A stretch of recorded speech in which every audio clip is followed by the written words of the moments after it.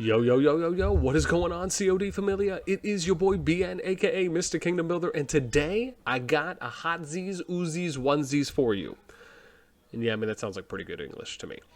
We are going to be interviewing, I got another good one here, let me just zoom in here so I can show you the boards for what once was.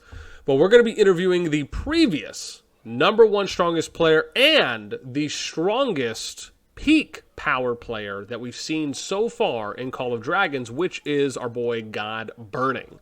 So this is going to be good. I'm really excited I was able to get this one done. As you know, I love going out and interviewing top players. We've done a couple #1s and #2 as well. And again, even though the game is young and still early on, I love being able to reach out to players and get their perspective, especially for those that have unlocked a lot more in the game. And typically that's really being done at the spender level currently rather than the free-to-play. But, we'll try and work in as much as we can. Without further ado, let's go ahead and transition over to our interview here with God's Burning. Okay, now God Burning is from Kingdom 6. For God that Immortal Alliance there, he was the strongest player there in that kingdom as well, before now going into SS1-2, which we just showed you, which is the second season of the first merged kingdom between Kingdoms 1 through 4, and then 5 and 6 got added on later. So we got question 1 here. Hi, Burning. It's very nice to meet you, and thank you for taking the time to interview with me today. I would like to start off by asking if you could introduce yourself to the community and tell us a little bit about your gaming history. Burning responds with, nice to meet you. English is not my first language, and pardon me for my bad grammar. I am from Malaysia and currently live and work in Singapore. I play a lot of games, including PC and mobile games, but I consider myself a big fan of SLG and MOBA.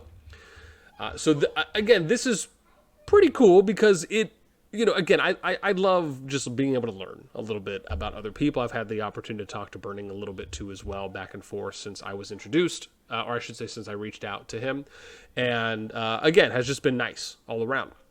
So really cool to see that there's a level of interest and the similarities as well that we often talk about between some of the MOBA games, some of the true RTS games, and then what we're seeing now in the Kingdom Builder space, of course, specifically with Call of Dragons. Number 2.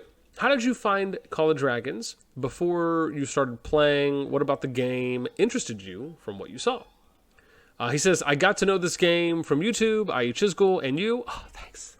Appreciate you. The advertisement for gameplay of open field battle is fantastic, such as the factions, barricades, the mage range attack, and flying units. I'm impressed on CoD, Call of Dragons game graphics.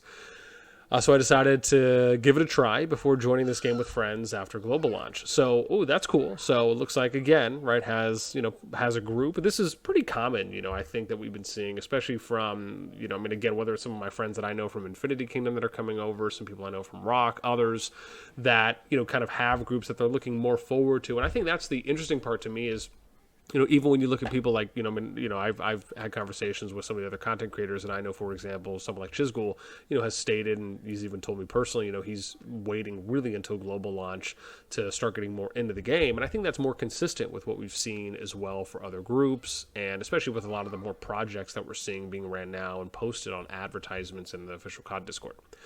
All right. He says, but I guess I am lazy to restart again and hope that they introduce migration in the future. Just a small ad. And they have mentioned that they're going to be doing that, so that is nice. And then let's get here to question number 3. Have you played other kingdom builders, such as Rise of Kingdoms, State of Survival, Lords Mobile, Infinity Kingdom, or others? If so, what about the game or games you played were fun for you? The answer here for him is, let's scroll down, there we go. He says, yes, I played Rock, Infinity Kingdom, and other Kingdom Builder games before. So far, Rock is still the best among these games. I like all the commanders in Rock, and I have no regret, even though I spent more than $150,000 in Rock Day. That's probably the most for at least someone I've interviewed thus far. I know there's obviously more players out there or others who've spent more than that. But that's a healthy chunk of change. But at the end of the day, that might be a healthy chunk of change to us. But for someone, if they do very well in business and they're financially capable, that might not be a lot for them. And that's something, I always like to view it more as, if whatever an individual is spending is based on what they're comfortable with using, losing, investing, however they see it, right? That's kind of based on what their, financial capabilities are. Okay, and then we go to the memory with Rock is unforgettable, especially moment in 1373 and 1603. My KVK experience, such as fighting overnight with friends via Discord, planning for Osiris, zeroing cities and being zero, drama, and etc. I still keep in touch with all my friends in Rock, and I might be going back if COD ends up disappointing me. So again, this is cool. I mean, I love how it gave, a little bit of a history, right, for potentially one of these kingdoms I would imagine he played in, and some of the experiences and bonds and relationships that he established. I mean, that to me is so nice and refreshing to hear, and we've really been hearing that a lot more, especially when we interviewed Ghost and Midas, where that part, that social engagement and connection is a big interest, even for people that end up spending. And sometimes I feel like there's this negative connotation between the free-to-play and spenders, not to say everyone, but some, where you may hear players talk about, well, spenders are just spending because they can't be that active in the game. And that may be true for some. I don't believe that it should be labeled for all, or really should be kind of a default label that we defer to when we're talking about, them caring or not caring about engaging with people. And, I talk with Ghost pretty often, or did, and then Midas as well, every so often. And I have even chatted with Junie a bit in game. So it's nice to be able to see, you reach out to someone, you have a conversation, you talk a little game shop, and, they're into the discussion. So I love that. All right, let's do number 4 here. Now that you have been around Call of Dragons for around 3 months from Server 6 when it started, what do you like about the game? So here's what Burning likes. Is compared to Rock, COD is a decent and interesting game setting, such as artifacts, flying units, behemoth, and etc. In addition, I love how COD is trying to avoid some mistakes made in Rock. For instance, the introduction of hero stamina reduces the excessive battle time, especially I no need to fight if you don't need to fight against those whales, whale with pilots, restriction of resource transfer, prevent resource sellers, and that's it. They do have a lower RSS cap in COD than when Rock started. I can see that there is a lot of potential in this game. I do hope that the developers will do some adjustments needed to be made for stamina, teleport restrictions, resource for healing. So again, nice to see, and I think these are some of the things we've mentioned. I mean, to be honest, for me, I'd love for them just to remove RSS transferring. I think if you just want to, I think Infinity Kingdom took a really good approach on this, where they just didn't allow it. So there was really no way for RSS sellers to be extremely efficient with where they could do that. The only way you could really get away with it is you'd have to attack the city. That is just stalking. But the challenge is that anyone could attack the city, right? So it wasn't as proactive, so to speak, as you could be as an RSS seller in IK compared to Rock. And so I think COD has kind of taken this middle ground approach where they've just limited the amount of RSS that you can transfer. And it is. Now, I think one of the best ways to really do this, if you really want to limit RSS sellers and you don't want to cap off RSS transferring, then would be to place a minimum city level requirement. So let's say you got to be Castle 16. Or let's say if you want to be able to transfer resources, you got to be Castle 25, right? I mean, that to me would be the ultimate just requirement to do, where you can't unlock RSS transferring until you hit city level 25. Now, that may seem extreme to some, but if you really want to make a dent in RSS sellers, that's what you have to do, because the idea behind RSS selling is that you're making tens, hundreds, thousands of accounts in as many kingdoms as possible, and you're basically farming nonstop all day, probably using macros or programs or set action functions, so that way you can maximize your multitasking in order to then transfer RSSs to people that are paying you, right? That's kind of the base idea. And again, that's just from a very high level overview. I don't know any of the intricacies about it, but that's just how I imagined it in my mind. Let me state that. So yeah, and then I think with the stamina, we can talk about some of these things later, but I just wanted to touch on that one example. Okay, let's go to question number 5, right? At the time of this interview, you were the strongest player in your kingdom and also the strongest player in the game. Is that a goal you had, or does that achievement mean anything to you? Answer that he provided was, this is just temporary, and in fact, the time I respond, your answer, my power drop from 73 to 55 million, it did. The game will be more competitive after global launch. I hope that they can add in the kill point feature like Rock. I want to have top killer instead. Yeah, and to me, I think that would be really cool, right? I mean, I think the merits is a really good feature that they have. And Infinity Kingdom had something similar like this as well, where you could then buy things with the honor points that you accumulate. In COD, it's merit points at the end of the season, and then also ones that you can do for your alliance shop, right? For the merit sub shop, if you will. But yeah, I mean, again, we'll see, man, if they end up adding in something like that. Number 6, there are quite a few players spending in the game already. I always find it curious as to what drives players to spend in these games. Is it the need to progress faster, to replenish troops to fight more, because they have the financial capacity to do so and find enjoyment from it, or something else? If I may, and you do not have to answer this question if you would rather not, why do you spend in Call of Dragons? He says, I can't spend most of my time on this game since I can afford the bundles and make everyone happy with a golden chest. I would rather spend for it. In addition, I got to spend on bundles for training speed up. The resource required under resource scaling for T5 is not justifiable, and it is too expensive. I am rather train more troop to fight. Right. So essentially saying here that on the bundles for training speed, right, the resource required for RSS scaling for T5 apparently is, from what he's saying, seems to be expensive or a lot. And that seems to be one of the reasons why. Now, again, I don't have T5 unlocked, so when I get there, I'll probably comment on it. Or if, anyone, I could probably ask for screenshots too as well, and maybe just do like a comparison. So we'll see. Number 7, how important do you think it is to get into the game early in its development? Do you enjoy being able to play games with potential when they are young or in beta? Answer here is, it is quite important, especially for free-to-play. In addition, the devs are ruthless on their recent updates for server merge, SS1 against S5 and S6. Till now, I don't understand why they increase Legion capacity and remove the Union feature. It seems to me that they have their admin account with TM, shots fired. All updates are favorable to our opponent. My experience is really bad as our players are super lag behind the progress, or just lower based on the amount of time. I touched on this as well. However, on the flip side, if we win this season, this will be definitely a memorable season. That is for darn tootin' and sure. And again, right, it is, they increased Legion capacity. And so I think the challenge here is that, right, you kind of have to look at like what is the average progression level per a free-to-play player, right, who's spending anywhere from 6 to 10 hours in the game, and then, right, how far ahead can they get, right? By the end of season 1, would they be able to field 5 marches with 200k each? That also would require for them to have max hero levels, and this is one of the things I've talked about before, where I think it's really important that you're going to come out with more heroes. At minimum, you should be able to at least max level 10 heroes each season at minimum, because if you do that, that means that you're 2 heroes per legion. You can have up to 5 legions. That would give you 10 heroes at max level and would allow for you to fill 200k troops. To me, that is a minimum that needs to happen if you are an average, like just from a free-to-play standpoint. If you're an average free-to-play, or maybe even above average free-to-play based on time, you should at least be able to do that.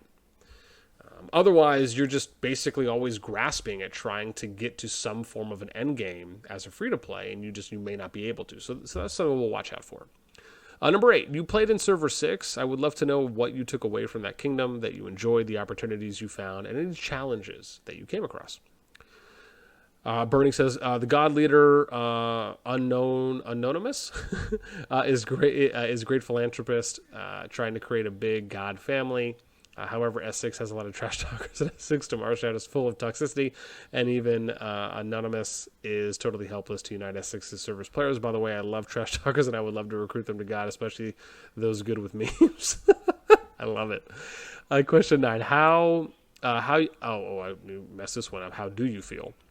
How do you feel the PvP or / fighting in COD? And COD is thus far. Oh man, I need to improve that one. If experienced in other kingdom builders, how does it compare?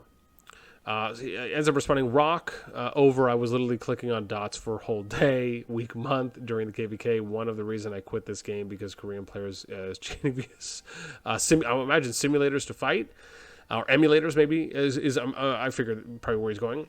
Never mind. So it's COD. So he just made his points. COD. It is quite interesting so far. I need to plan on my stamina before deploy my march, but the healing is too expensive here, and I can't enjoy much after 4 hours of fighting.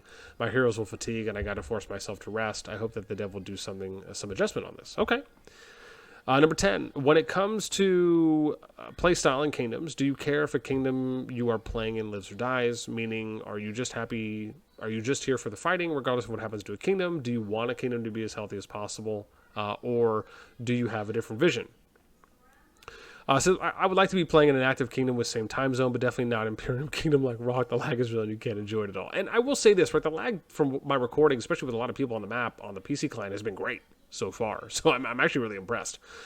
Number 11, do you like the direction the game is going in from the recent updates? If so, what parts of the recent updates do you like? Response, I love that they had increased Legion capacity and this increased the open field battle time. However, this has also has some negative impact on S5 and S6 free-to-play as they are struggling to come out with one full March. And I get that. Number 12, on the other side, what are some suggestions, if any, that you would like to see in the game? Are there any changes to current features you would like to see, and why? So we have, this is probably a little bit of a longer answer, but it says healing. I have 2.3 million troops in the hospital now, and I need more than 6 days to recover. Heal. Dev, something wrong on your math. I got to log out for 5 days.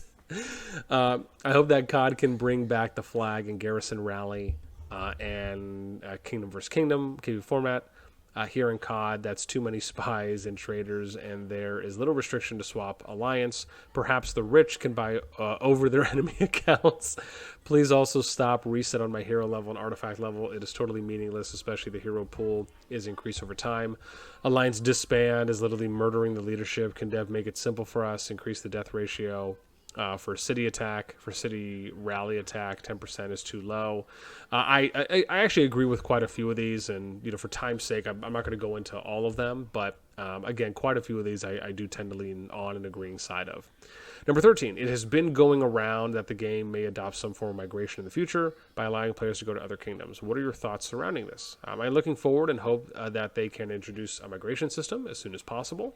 The current servers merged system reminds me of an old days mobile game, for instance, Mobile Legend Arena. Server merged happened when the server is dying, i.e. number of players, and the server is getting lesser and lesser. Server merge system is an obsolete approach that forcing new and old players combined together, while server migration system is more trendy and interesting for players. For instance, you can find those kingdom that suit your gameplay to join, or looking for new challenge by joining Top Alliance. CoD needs to reconsider on the current server merge system. Rock is a good example to follow. Here to number 14, which is you are now in SS1-2, and there is a big war that is upon that kingdom. As this will be yours and others' first time going into an active fighting environment from the beginning, what are you looking forward to the most? Answer, God will progress slowly and try our best to fight against old players. A lot of players are playing in PC still, or on PC still, and our active time is short. I hope that we can regroup in the future and form a super alliance, whale and active players with right mindset of people, or of the people. Duz can be the leader, but I guess he and Yessa will turn our alliance into a manly club. Gotcha. They must be good buddies. Then we get to number 15, which is our last question. Wow. Well, first and foremost, thank you so much for taking the time to hang out with me and answer some questions. Lastly, is there anything you would like to close with? Any socials you would like to plug in, such as a stream, YouTube, or other? Shoutouts or rivalry declarations to make? Then Burning answers God and BDL is one family. BDL has most active players in SS-1, and God is highest alliance chess level in SS1. We will be definitely one of the strongest international alliances in the future, covering all time zones. The leadership here is superb, as we do not ditch our members to join Top Alliance in SS1. Shots fired. Instead, we choose to fight for it, and the goal of this game is not to have Town Hall 25, T5, and etc. It's about enjoying the process. Please come and join us. Contact Anonymous for details. And that pretty much covers it. So, man, again, want to obviously give a huge shout-out to Burning. Man, thank you so much for taking the time to, once again, indulge in responding to some of my questions that I asked. This was truly a pleasure, and again, hopefully you guys will be able to see a lot more of these types of interviews in the future. If you have someone or a group that you would like to see me interview next, let me know in the comments down below. Let me know as well what you guys thought about this interview. What did you like? What did you, I don't know if I want to say not like, but let me know what you thought about the interview overall. Again, man, best of luck to Burning and crew in SS1-2. It has been a non-stop fight fest, and I've been loving watching every single minute of it. That is going to be it for me. As always, until next time, I will catch you later.